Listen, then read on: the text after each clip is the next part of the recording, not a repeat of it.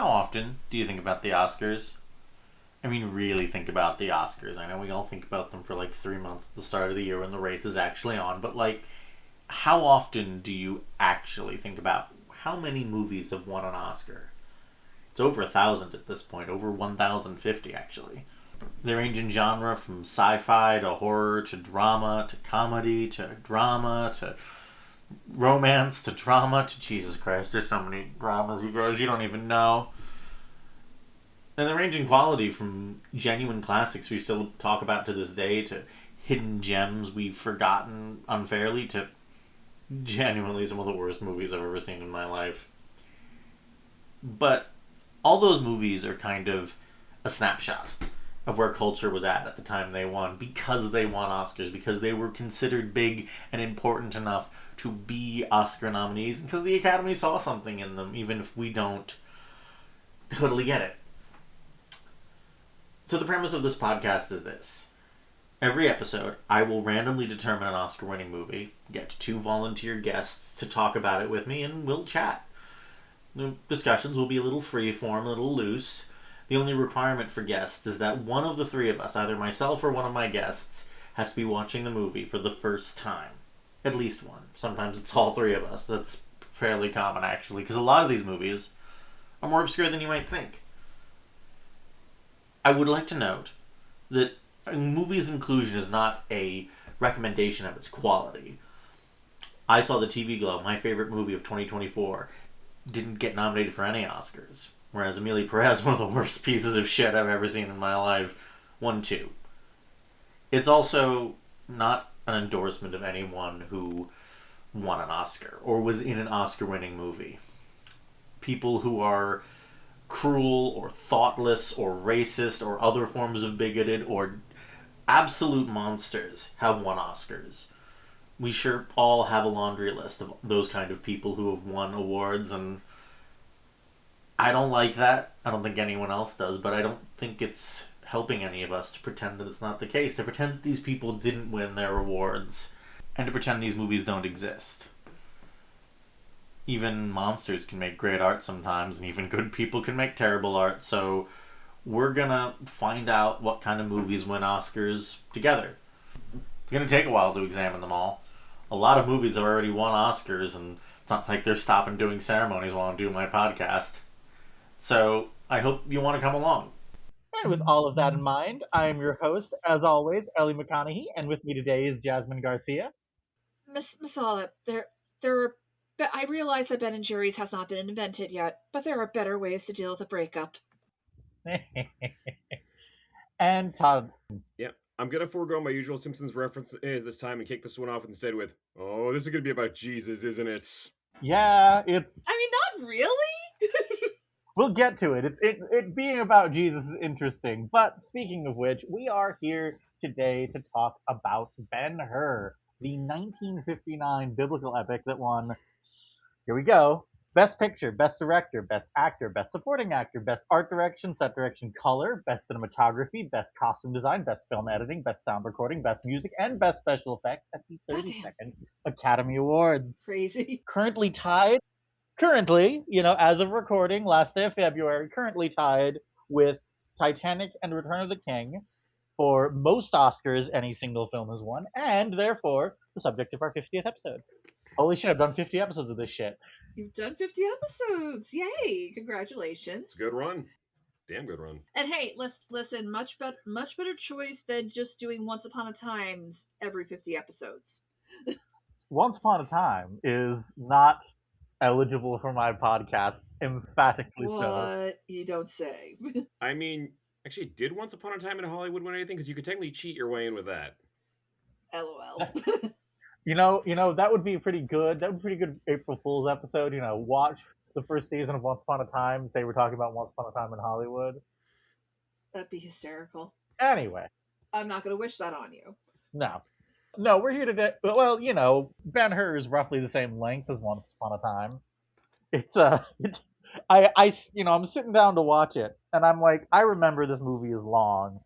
But, it's 2026. Movie times have crept up a little bit. Not that much.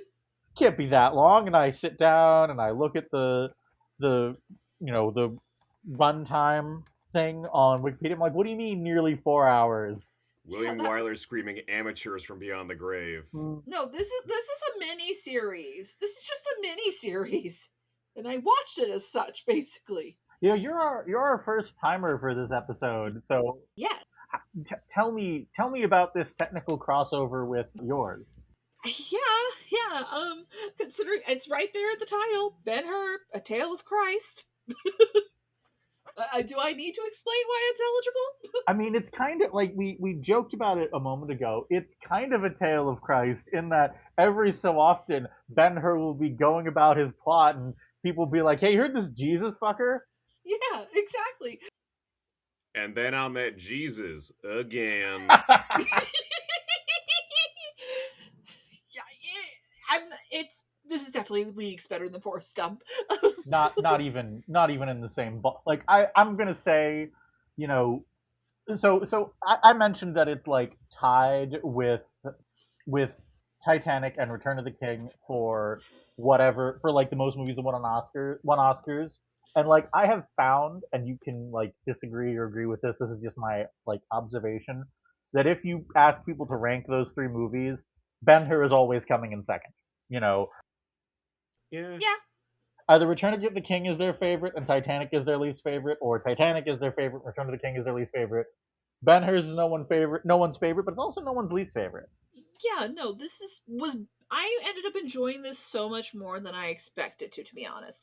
I basically only signed up for this because just like I probably should actually give this a shot. And plus my first exposure to this was a very brief segment in The Celluloid Closet, which for those of Mm-hmm. you in the audience who do not know is a documentary about basically how the Hays Code impacted any chances we had of getting queer representation throughout cinematic history and how people got around it through queer coding and such. And it was indeed, at least in part, intentional on the director and I believe it was Masala's actor's part to make this queer coded. It still did not prepare me for how queer coded this was. Literally, the first thing they do is grab spears together. No, literally the first thing they do is grin and look into each other's eyes and embrace, and then they grab spears. That there's a love scene. So, as the other person who's like had seen it before, I initially when he mentioned the gay, it was kind of like, yeah, I remember being kind of there. Rewatched this time was like, I take it back. This is so much gayer than I'd remembered. Is there anything so sad as unrequited love? Come on, dude. It's so blatant. And just think, a bad breakup is what causes all of the misery here, and Masala being a petty bitch about it. Yeah, there's like ghosting the guy who turned you down, and then there's like sending him up the river and basically disgracing the whole family. That was hardcore, yeah. Like, consider this, Ellie. This is basically just a mask Catradora for the first 20 minutes. I see it. I do see it.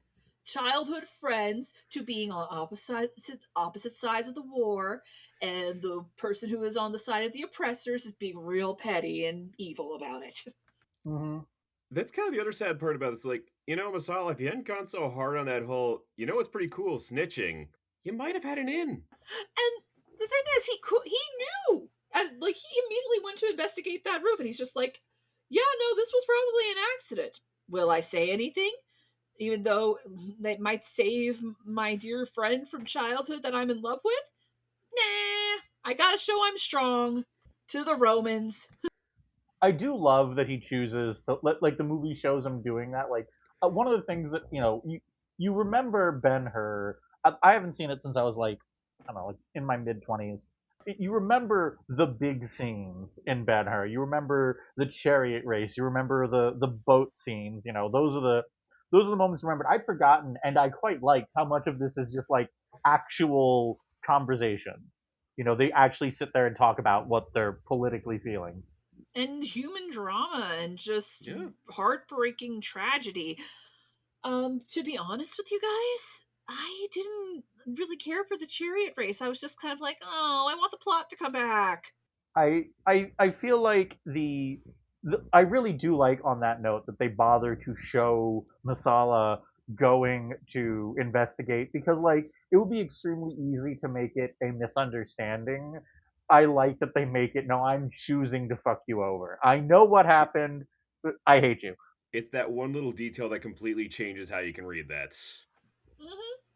You could have read it as just again a misunderstanding and Masala feeling betrayed, but no, he was just still petty and angry that Judah would not sell out his own people for him, and so it's just like, well, then fuck you. I feel like also like Judah, buddy, you just gotta say like, hey man, if everyone who talks to me, who talks shit about the Romans to me starts getting arrested, no one's gonna say shit to me. You gotta let me decide who needs to get turned over to. Like, come on, Judah, you can lie better than this, man. Also, don't marry your slave, Judah. That's weird. That was so weird. Yeah, I don't care that you freed her. That was so weird. I gotta say, speaking as far as weird courtship beats go, while we're discussing the very obvious Masala is down bad for Judah, I did kind of love the token overture to his sister of, here, I got you this thing. Girls like this, right? No, this movie has a big case of the not gays. I mean, like, it's 59. It was still illegal at that point. It is gayer than I expected given its age, No, for sure. which is I believe we call that the haunting spot.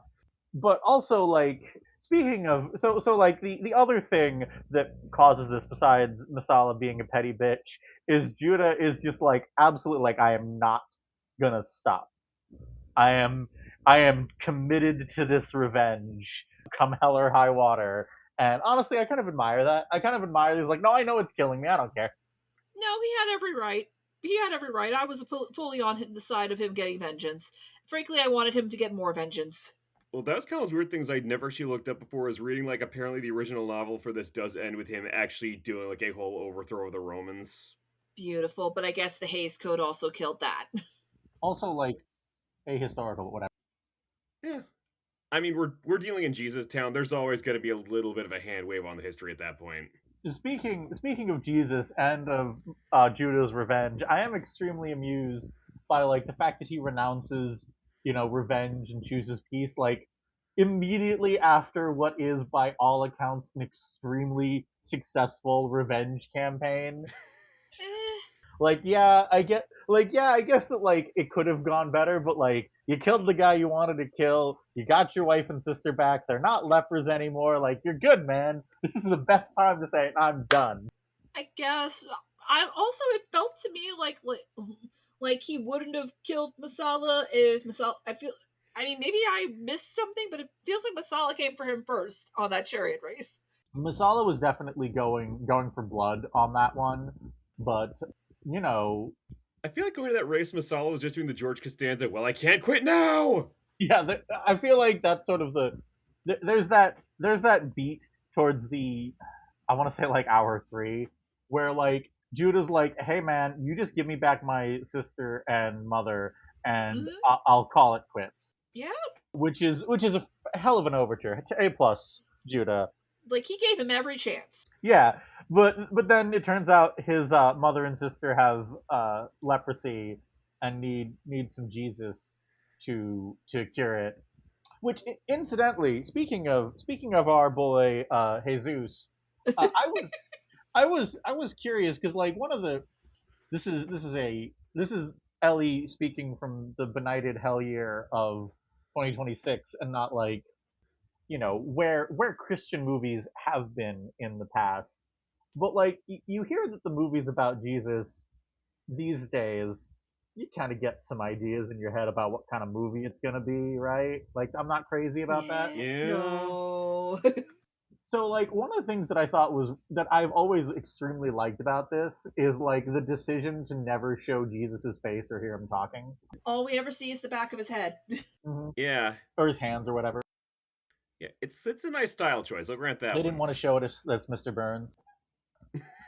There's your fucking Ben-Hur Simpsons reference, fans, millennial fans of this show. I did it. Are you happy? Saturdays of Thunder, whatever.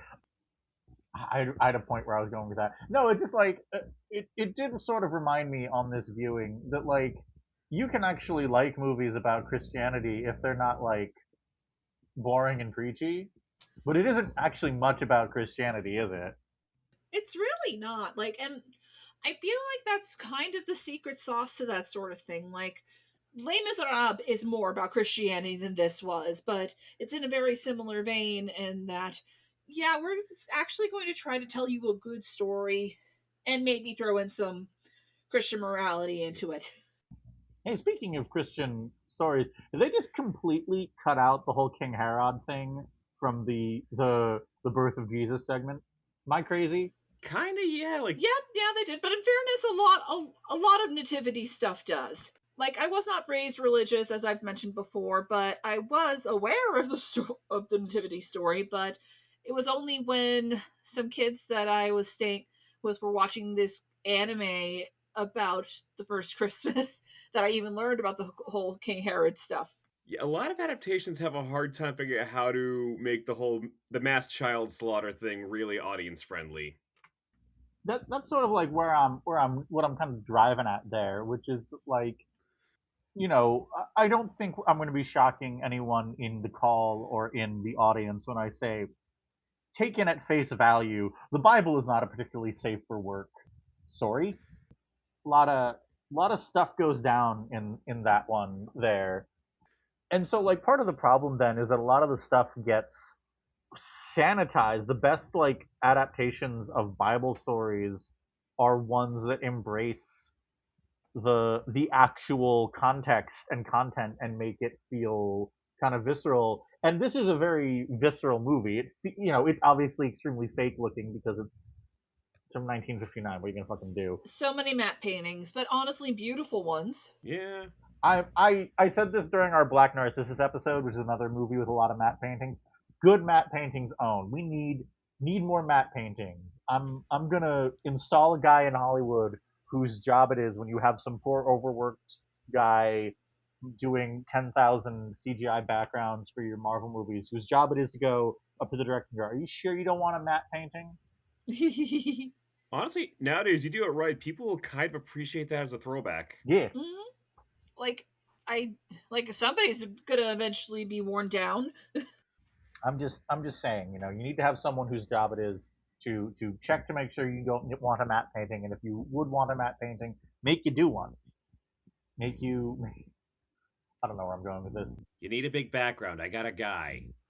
My point, I guess, was that like it's a very visceral movie. The mechanics of being a movie from 1959 means that there is no CGI. If you want to have a chariot race, you better get some fucking horses, man.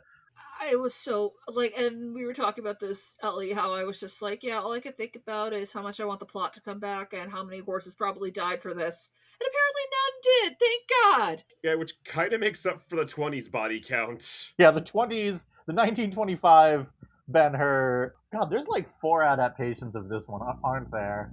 You're telling me I could do a fucking theme month for Ben fucking her? Let's check. If you felt so inclined, yes. 1907, 1925, 1959, 1992, 2003, 2016.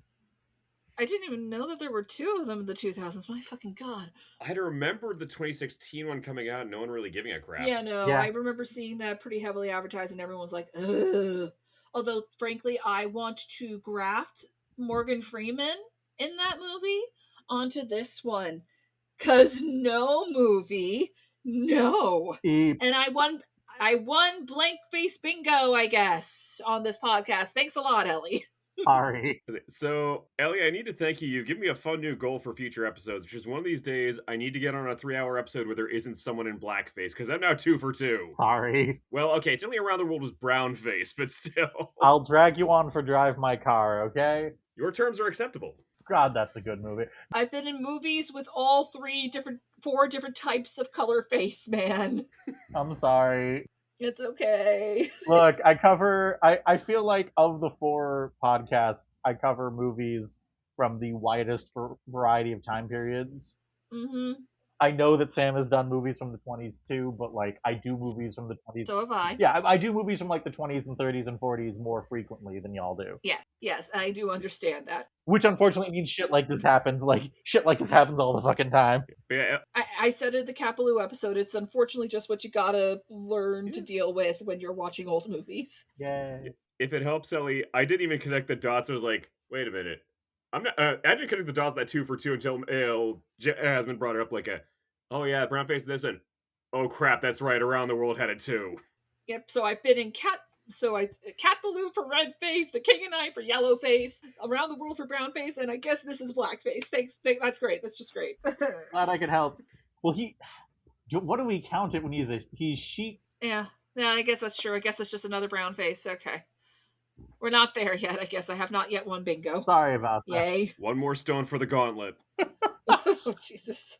Well, so like what I was like, I vaguely remembered there was some brown face. He is not in the movie. I mean, I say he's not in the movie much. He's in the movie about like half an hour, which is not a great percentage of the movie. It's a long time though. I was extremely surprised to like. Okay, I knew I like remembered broadly. Okay, it won Best Actor, Best Supporting Actor. My brain immediately went. So it was like Charlton Heston and like the guy who played Masala, or maybe the guy who plays Quintus Arias. Nope, brown face man won Best Supporting Actor. Why? That because yeah, Why? I was the same way. It was like because I figured that's probably either Stephen Boyd or Jack Hawkins. Wait, what? Hugh? What? Even if you take away the ick that you feel just looking at him, like, why? It's a very cartoony performance. Yeah, again, it's like the other two, they're memorable performances. Like Stephen Boyd does he actually does a really good job with making Masala this nuanced, conflicted character, and even Hawkins as Quintus Arias is just that man is a walking pile of gravitas.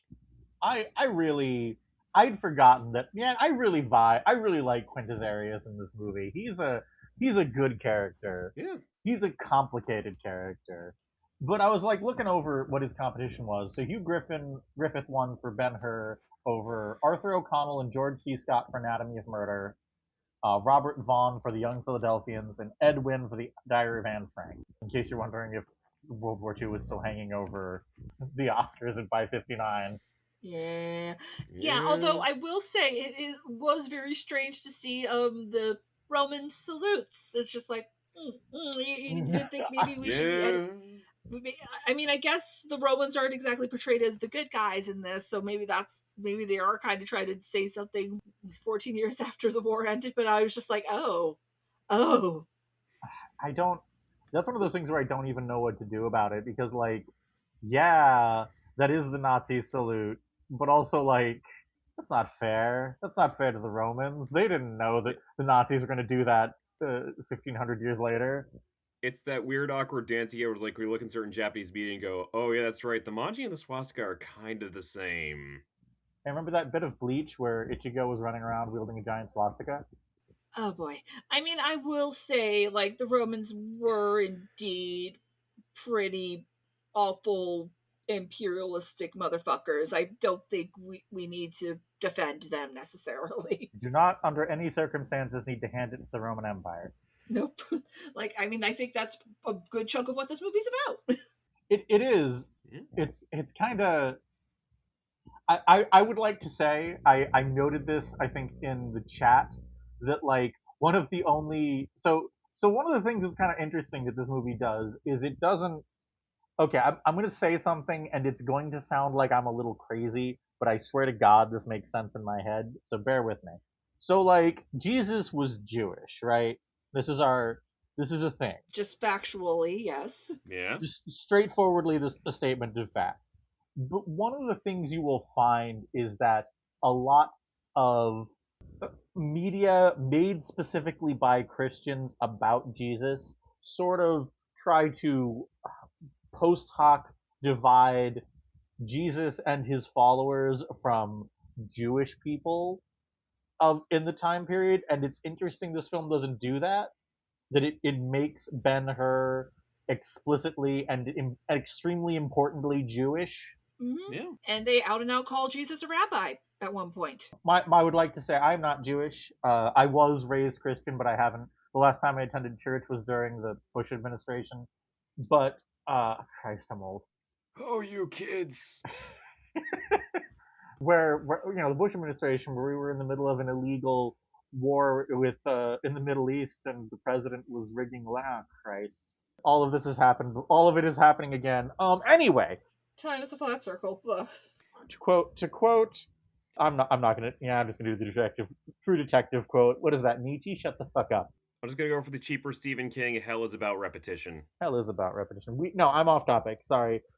Zandy, my partner, one of my partners, the one I live with, Zandy, is Jewish, and he wanders. He often wanders in and out during my movies, or occasionally he will sit down and watch them with me. In this case, he wandered in at one point when like Ben-Hur was like looking at a symbol at his door, and Zandy sort of looks at it and looks at me and says, "They didn't start tilting that symbol like that until 1050. It should be straight up and down." So that is Zandy's input on the Jewish iconography of this movie. I hope it's helpful.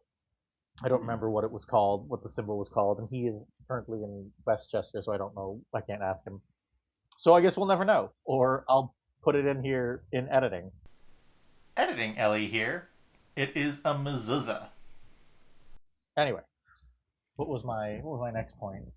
Oh yeah, I was talking about Quintus Arius. I like Quintus Arius's incredibly nihilistic viewpoint. Him just being like, "Your God isn't real, neither is mine. It's fine, man." I mean, there's something kind of admirable about, that's that pragmatism of their point of, technically it came from the guys we've been oppressing, but you saved my life, and you've been pretty on the level with me, so guess what? You're now my son. It's another thing that I actually kind of vibe with, which is that it would be extremely easy to play Quintus Arius's and Judah's relationship like he's manipulating him, like Judah is manipulating Quintus Arius, and I like that. No, he actually sincerely seems to care about him. Yeah, no, Judah's just an all-around pretty decent dude, honestly. Like, usually with these sorts of things, like, someone is wrongfully imprisoned, time for vengeance quests, you do genuinely see them start to go to a really dark place. And you never really see that with Judah, in spite of the fact they have, like, that one scene with his ex-slave wife telling him he's going down too dark of a path. It's just like, wow, they finally actually gave the girl as girl something to do, and it was that. Esther is not in the movie very much, unfortunately. Even though, amusingly, I think she's the only person who is culturally and geographically. She's Israeli, yeah. Yeah, she's in the appropriate spot. We're not going to talk about some of her off-camera actions. Oh, great. Oh, great. We're just not. Fuck it. You know what? I already brought it up. I'll explain. She was in like the equivalent of the like USO for the Israeli military during the 48 war. Oh boy. Yep. So we're gonna acknowledge that that's the case. We're going to sigh very heavily. Let's on 3, 1, 2, 3. And we're moving on. Yeah, I don't think it's a mistake that there's nominees and wins and actor and supporting actor. Nothing. It is not a movie that cares much about its lady characters. No, which is a problem, but also not unexpected. As was the style at the time. I mean, it was kind of a. So 59 was kind of like quite a year. When you look at the Oscar nominees, we've covered previous episodes. Something Like It Hot is here, which is obviously kind of a very famous film. Mm-hmm. There's Black Orpheus, a movie that I've rolled, no joke, 3 times, and every single time I've been like, I don't know if I'm like. You want to wait until you get a Brazilian person on, and I get that. I do. Yeah, that's the long and the short. I will admit, I'm kind of keeping an eye out for when you roll an Anatomy of a Murder. Yeah, I would like to talk about that one. But yeah, like you're not wrong that the ladies don't really get a whole lot to do. Like there were times towards the end where Esther's really getting into what Jesus has to say, and I do kind of like that. It's just like, okay, we're actually giving her some level of interiority. That's nice. Mm-hmm. it's definitely not a Bechdel test passing film, but it is. You could argue, and maybe I would if I was like actually. I don't necessarily want to devil's advocate for this film. I mean, what do I need a devil's advocate for this film? This film won 11 Oscars. It grossed $150 million in '59 when that was an insane amount of money to gross. It still gets a whole lot of acclaim. It does not necessarily need you to jump to its defense, even though I do think this is genuinely one of those older movies that no, I would recommend in spite of some of the ickier aspects. Like this is still genuinely a really masterfully made film and genuinely emotionally affecting. I wasn't expecting to get so invested. Also, again, for as much as we talked about that 4-hour runtime, you do not feel it. This movie goes at a clip. It does. It actually really does. And it's interesting. Like I've never read the book that it's based on. It is a book from 1890, which is, I mean, I've just never read it. It's not. Oh, by the way, speaking of which, Jasmine, in case you were wondering if you could do a whole month of episodes on that, there's also a play, including a live staging and a mini series from 2010. So you absolutely could do an entire. I could do 2 months worth at this point. Yeah, it's not a lot of stuff. It's a very popular thing to adapt, and I think that part of that is unfortunately like it's unfortunately part of that is just like it's popular with people like me because it's a good movie, because it moves at a good clip, because it engages with religion in an interesting sort of way.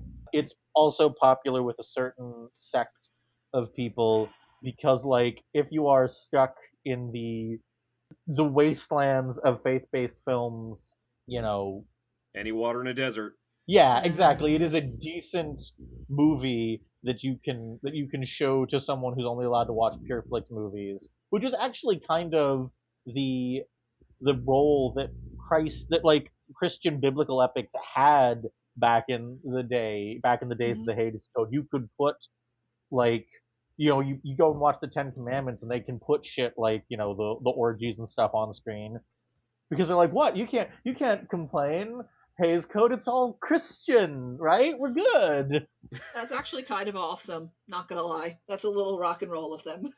It's not like I'm trying to actually figure out if the 2016 release was a faith-based film, but I'm finding out that it was directed by Timur Bekmambetov. Okay. Yeah, for her, it almost felt like it was just focusing on like the revenge angle, but I could be wrong. I never actually saw the 2016 one. I'm just growing up and remember the marketing. I've heard nothing good about it.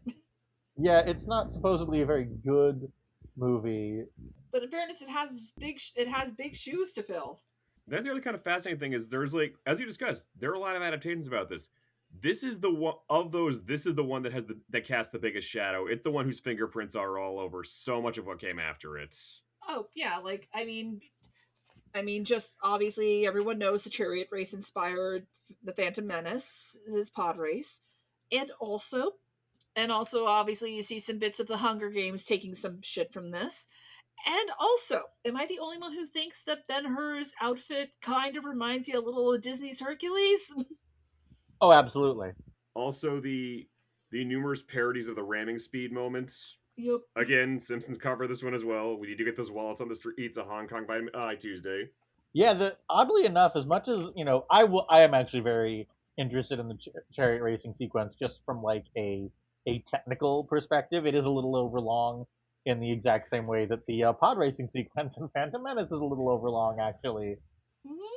But I will also acknowledge that, like, honestly, ramming speed has stuck with that sequence has stuck with my brain a lot more than the chariot racing sequence. I like, yeah, the movie is willing to like take its time to to do a scene where you see them row for just a bit to let you in on how actually exhausting it is. Mm-hmm. It's a sweaty scene. Yeah, such a ultimate the cruelty is the point kind of moment, really. Yeah. The Romans sucked, guys. I get to their point. It's like it's that moment where Judah kind of sticks out for Arius in terms of this guy is like he's actually powering through this. Which is kind of impressive. Yeah, it is very impressive, especially as you're watching people pass out and or probably die all around him. Oh, there's no probably about it. But my point, I guess, is that I feel like a lot of movies, I'm looking at the 2016 film has a runtime of 125 minutes, which is a full 90 minutes shorter than this one. That's I feel like whatever I can say about its length, and it is long. I don't 100% agree with Todd. I do sometimes feel its length, especially during the part where he's like in the desert chatting with the sheik. I'm starting like, okay, let's go. Okay, that sequence I'll grant you. Some of the longer moments probably could have been cut down a little bit, but I didn't mind it as much as with something like Around the World. But yeah, I definitely like appreciated its length, and I like that it takes the time to let you feel that, to give you an understanding of how physically draining what Ben-Hur's doing is. Real sense of atmosphere. Exactly, yeah. I feel like most movies would just like let you assume it. Mm-hmm. It's like, nah, sometimes you do have to see it. It's also like, I don't want to call it full on political, but the conversations Judah has with Masala about the Roman Empire showing up in Israel is like, It is definitely, at the very least, it's definitely more political than what you would come to expect from like the traditional Bible story film. Yeah. I mean, I think that's just it. Like, I feel like to some degree it's just like, I mean, this is just factual, and used to be at the very least there were certain things that were simply just factual that you could say without a bajillion people yelling at you, I guess. so like one of the actual I don't actually have a big problem with like movies with religious themes, if I'm being frank. A Serious Man is one of my favorite Coen Brothers movies, and that is just an adaptation of the Book of Job. Yeah, no, I have no issue with religious themes in my Oh, same. movies either. I think there's a way to use them well and there's a way to use them poorly. It's a tool. But like I feel like the problem with a lot of movies like that is like feeling like Jesus, like your solution to all your problems is to believe in Jesus, makes the story very sterile. It feels very Mm-hmm. clean and very empty. And I was chatting with Zandy the other night about an artist named, I had to go Google his name while we were talking, Herman Nitsch, who does these, like, I can only really call them like incredibly gory rituals slash performance art about Christianity. And like it's interesting to like to take the story of Jesus, and it is very sidelined in this story. You get the manger scene, Jesus gives Judah some water, and then we basically don't see him again until Judah is like invited to go listen to the Sermon on the Mount. He's like, no, I got revenge to do. Can't be preached now. Revenge. And then the next time we see him, he is being crucified, and they are witnessing the crucifixion, which is crazy. Mm-hmm. But also, I did love that moment where Judah gives Jesus water. Like, there's something really beautiful about that. What's that quote from Buffy that I'm very fond of? If every vampire who says he was at the crucifixion was there, it would have been like Woodstock.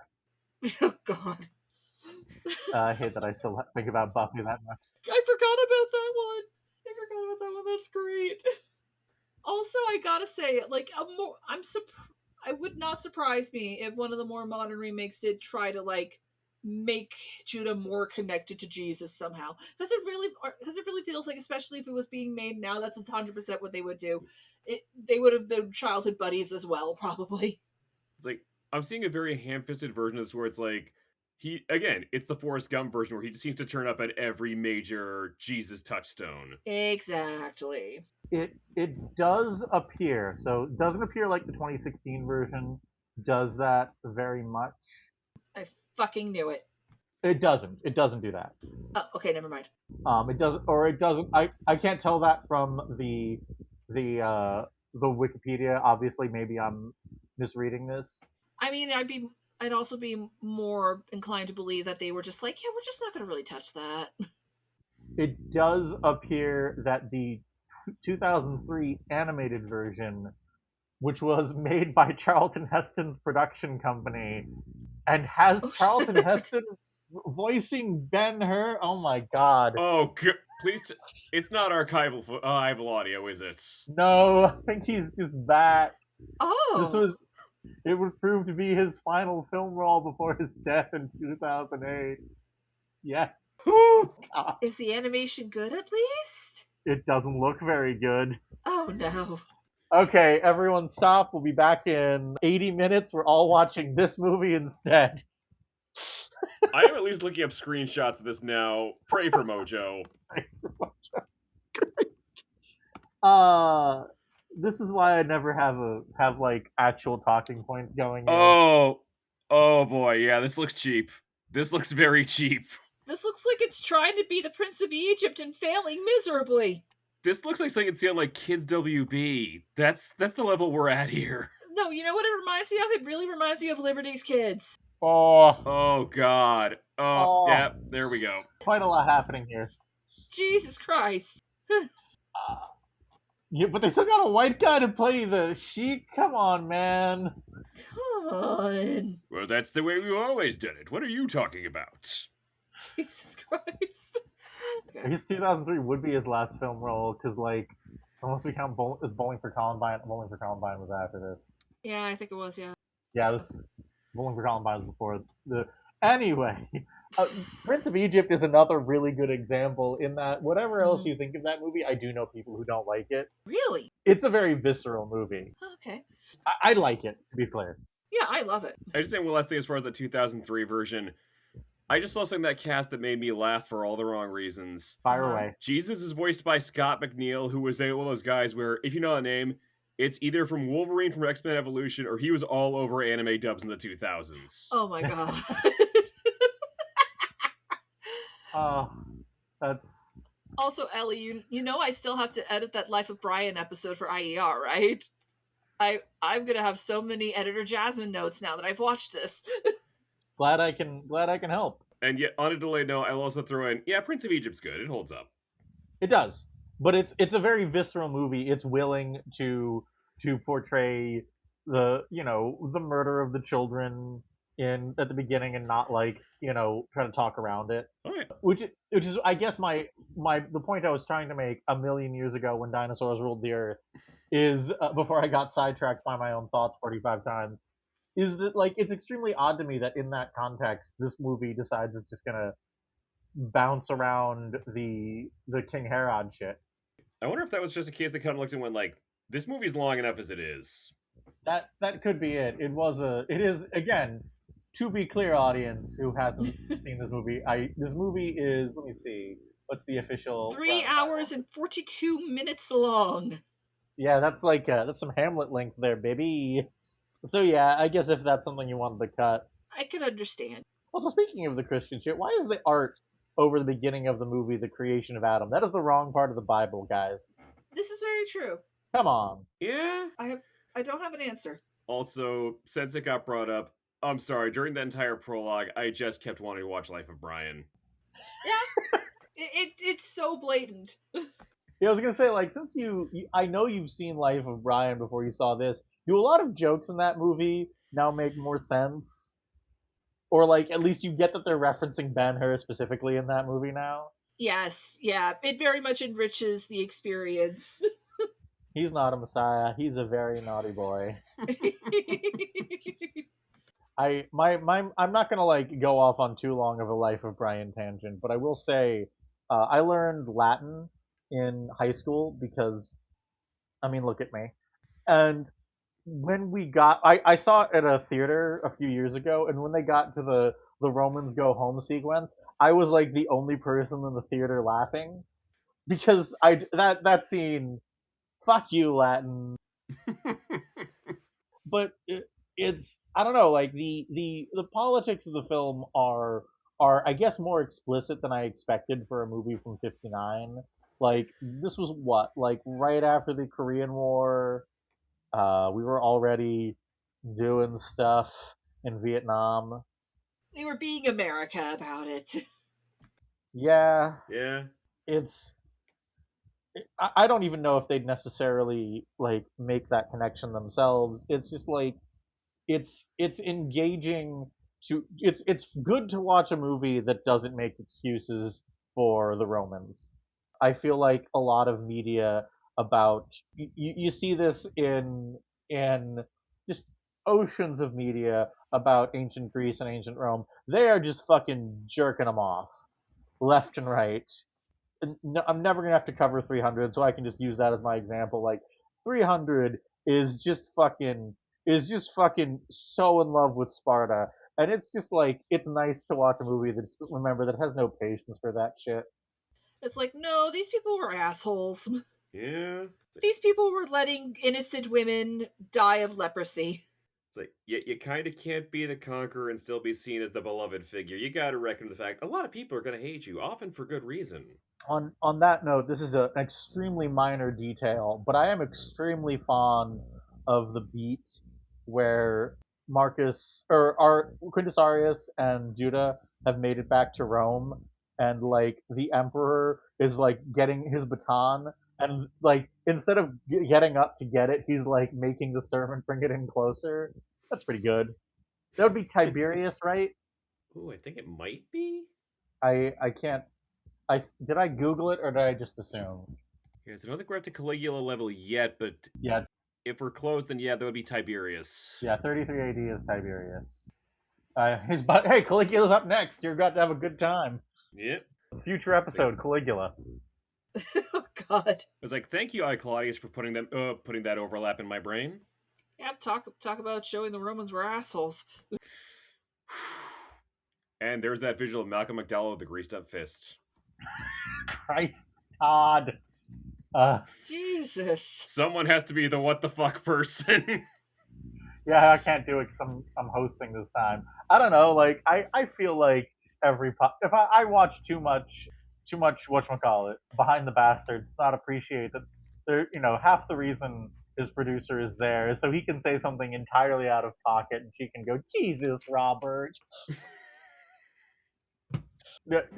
Audience, to be clear, I'm not going to put this in an editing, Ellie. No, I'm not actually going to cover Caligula. It is hilariously not eligible for this podcast. They're not going to give an Oscar to Caligula. Come on now. I will take this one opportunity to make the only half shameful confession. I have a copy of it signed by Malcolm McDowell. Todd, I love you. Who do you think would have been, if assuming they both lived forever, who do you think would be more likely to get an Oscar first? Tinto Brass or John Waters? Waters. Like, at the very least, he'd be more likely for a lifetime achievement. Yeah. He should get an Oscar. Academy, next year, give John Waters an Oscar for no reason other than I want you to. Make it so. We're very off topic, which is usually my sign that I'm kind of running out of stuff to say about it. Movie really good, guys. Movie really good, guys. Yeah, this overall does live up to its reputation. I do have a note here where like they broke Esther's dad's legs when he was tortured, but then it basically never comes up except for the fact that he now has this silent guy that he supposedly master blasters around with. But did I just say that because I wanted to use master blaster as a verb? Maybe. But like, is that? Do we feel like that's an artifact of the book? Because that dude that never comes up after he like introduces him. Like that dude's in like one other scene. I could believe that being a holdover. Yeah. I mean, how big is this book? Ben-Hur. That's a good question, actually. Page count. There's like 400 to 600 pages. Christ. Jesus Christ! Again, I've been noticing it way more this episode. On the one hand, I have read longer. On the other, it's also, would I be invested enough in the story to make that time commitment? I guess my point there was going to be that like part of me kind of assumed that as long as this movie is, they skipped over a lot of stuff because like, he gets arrested, he gets sentenced without a trial, flung off. They show the scene of him walking through the desert where Jesus gives him some water, and then bam, it is 3 years later, and he's been on a slave ship that entire time. Yeah. And then they have the war, and he saves Quintus Arius' life, and then bam, he's been a chariot racer for 5 years. And it's like, is this stuff from the books that just got cut out because you didn't want to stage more than one chariot race? Which fair. Yeah, no, I totally missed that 5-year time jump. I got the 3-year one, but I totally missed the 5-year time jump. Apparently, the filming the chariot race took 5 weeks total. So, I like, believe yeah, it. I can understand why you didn't want to stage more than one. Well, especially hearing about the effort they put into this to ensure horse safety. I feel like having to do Aw. that multiple times would be a. We've got limits here. Yeah, no, those horsies were suffering. Also, just because I know it's going to come up if I don't like say it here, I'm aware of the urban legend that a stuntman died during production. He didn't. He did get very badly injured, but he didn't actually die. Also, Boyd did all but 2 of his own stunts, which good for him. Wow, good for him indeed. Again, why did this guy not get the best supporting? Well, I actually kind of wanted to take a minute to like look at what it beat for stuff, and like, but it's just a lot of the same handful of movies. It's like Anatomy of a Murder, which I'm sorry, Todd, I will not be covering because it, despite being nominated for an ocean of stuff, did not win anything. Okay, I stand corrected. But there's that. There's a lot of Some Like It Hot. There's a lot of Diary of Anne Frank. Mm. Some The Nun Story. There's Suddenly Last Summer. Oh, that's fun. But circling back to Boyd, like what especially gets me is like I was talking about how Judah really gave him every chance. Like even on his deathbed, he's just like, I don't want us to be enemies as you are dying, please." And what does he fucking do? He's just like, "LOL, actually, your mom and sister are dead. They're lepers." Just to stick it to him one last time, like, "Masala, please." And this kind of coming around the heels of the actually kind of affecting moment of like, don't cut off my legs yet. I don't want him to see me like that. I part of me wants to like find that emotionally. When you take it in conjunction with the don't, with the him twisting the knife one last time, I kind of read it as I don't want him to see me looking weak. Yeah. That's also fair. Which is very in keeping for Masala. Yeah. But Masala, buddy, I promise you can let this breakup go. He is not the love of your life. Hit him with your chariot. Oh, wait, you tried to. Yeah, exactly. That's what got him into this mess. Also, like showing up to like a chariot race and a war chariot, that's a dick move, man. Like, yeah, I think Judah was better off dumping him.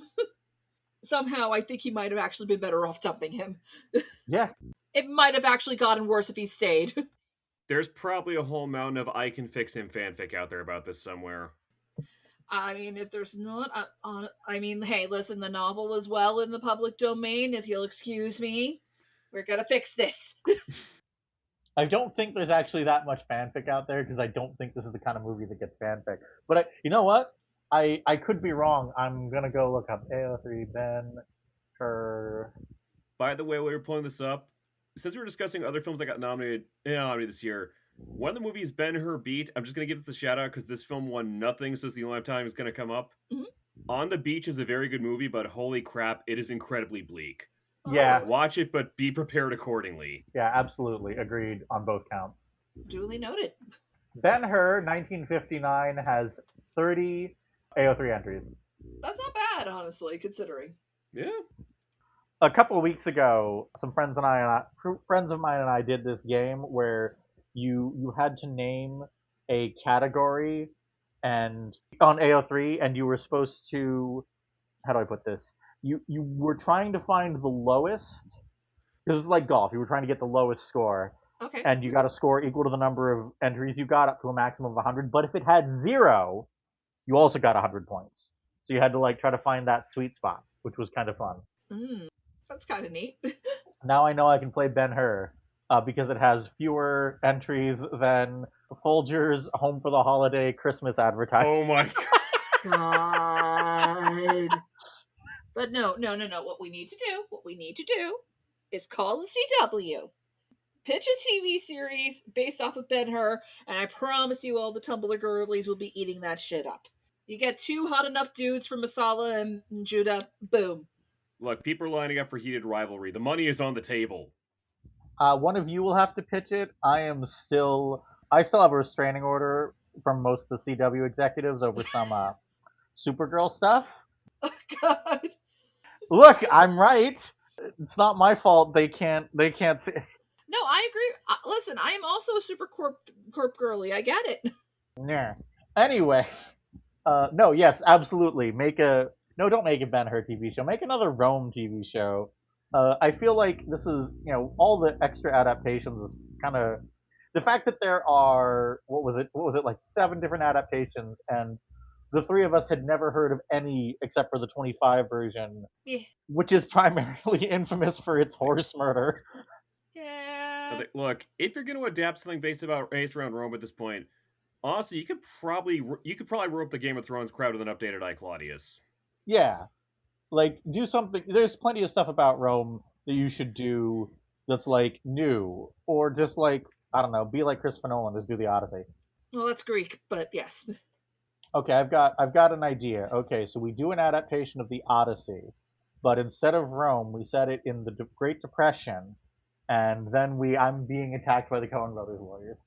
Because I say, Ellie, there's a lawyer on the line here. They're saying stop it now. I took a lot of notes, but they were. You know what? I will also say, good. My first note about the movie. Good thing about long overtures, you can go get a soda and not have to pause the movie. This is true. Yes, exactly. I was able to get my note sheet started. Mm-hmm. Let's see. We talked about the gay stuff. Talked about how. I mean, okay, that's another point. Like, as much as we're trash talking Masala because he deserves it, I also kind of. It's extremely easy to make someone like Masala just like a very one-dimensional monster. Yeah. I like that he has a genuine, coherent ideology. Mm-hmm. Yeah, no, and Boyd does a good job in presenting him as a human. Mm-hmm. Just a human who's an idiot. There's your spin. You look at it from this guy's perspective of, yeah, this guy's trying to jockey his loyalties and just how it costs him everything. Yeah. But yeah, Masala, you don't gotta take it that far though. Like you could have just left him in jail for a couple of days. And also Judah was right, man. Yeah. Judah was right. Like you were siding with the oppressors. What was he supposed to do, you little tool bag? Here's another note from Zandy. He walked in during the scene where they're all all the slaves are begging for water, and he's like, they're all doing the exact same begging for water acting. They're all doing the exact same thirsty acting, and there's this very long panning shot sort of emphasize that. 50s acting, everyone. Woo! But yeah, as Mike Myers would go on to tell Charlton Heston in later point of his career, thank you. I guess we haven't really talked much about. We've kind of been avoiding talking about Charlton Heston as a person, huh? Yeah, I'm not saying he's a good person, but he is unfortunately a very good actor. Yeah. He was a good actor in his day. I mean, there's this. I mean, honestly, yeah, the original Planet of the Apes, he is still great in that movie. Mm-hmm. He is just wondering again, is that frustration of, why did you have to be like that? You. Why'd you have to be like that, man? Yeah, he got kind of he apparently got more conservative as he got older. Mm. But apparently, as was the style at the time, apparently. Yeah. Supposedly he was better on civil rights back in the 60s.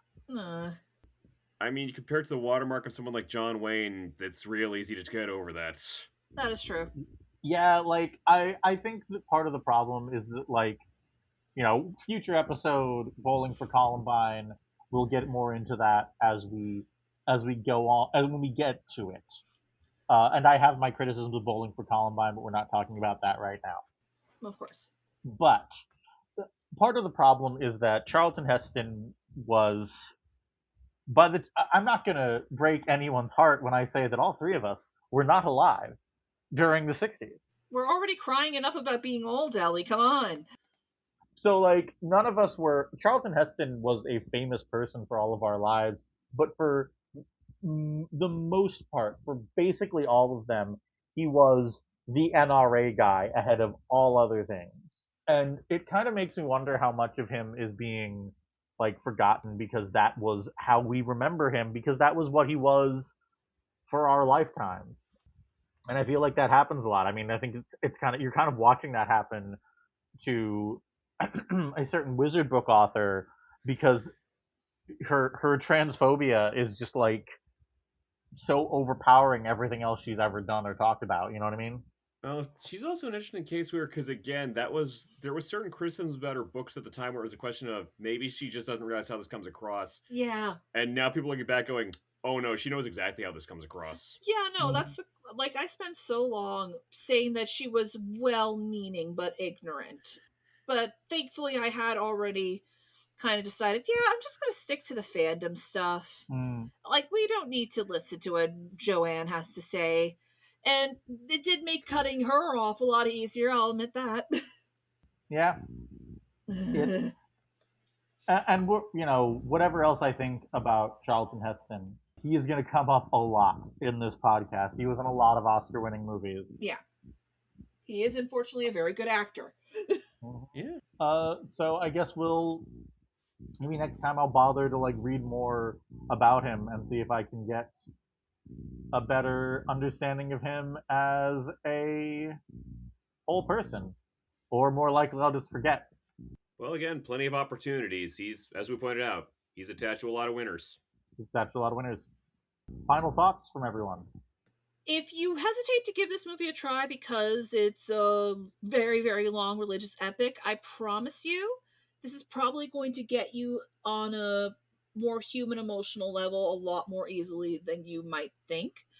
And, yes, there are times where you definitely feel the length. This does feel like a proto miniseries, but it is worth the length, I think. It is kind of one of the quintessential Hollywood epics, and honestly, for a reason. This is one of the ones that makes it work. There's definitely a few areas where it creaks with its age. Again, brown face, but there's still a lot to recommend in this. Also, now that the idea's in my head, I'm still thinking there's some fuel in the tank if somebody wants to try and do that. Let's look at this from the increasingly poor decisions of Masala angle. No, I think there is genuinely something there. It's like you could play his side of things as a tragedy. Mm-hmm. My final thought is drink up, Judah Ben-Hur.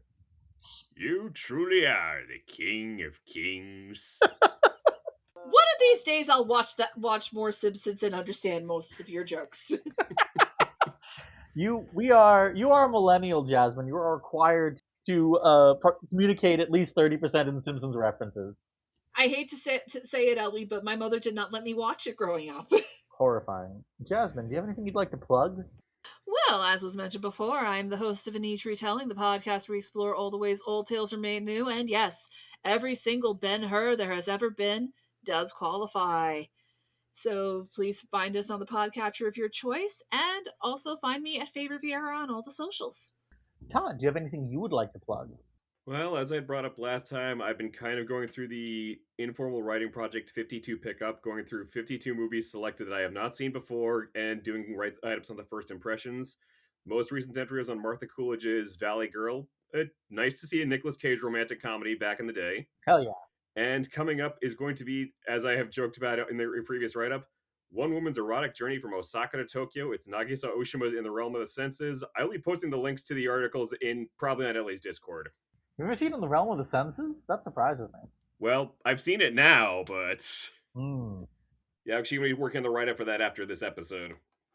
As always, our host can be found on Blue Sky, Medium, and Letterboxd at LSR42, and on Tumblr at Football in Tuxedos. This podcast can be found on both YouTube and Spotify. If you liked what you heard, maybe give us a comment and tell us what you liked, or just like the video if it's on YouTube. Subscribe. Make sure you get new episodes. They come out every other Wednesday as of right now. And if you didn't like what you heard, I'm sorry. And thanks to both Todd and Jasmine for joining me for the 50th episode. Woo! Here's to 50 more, I guess. I believe in you.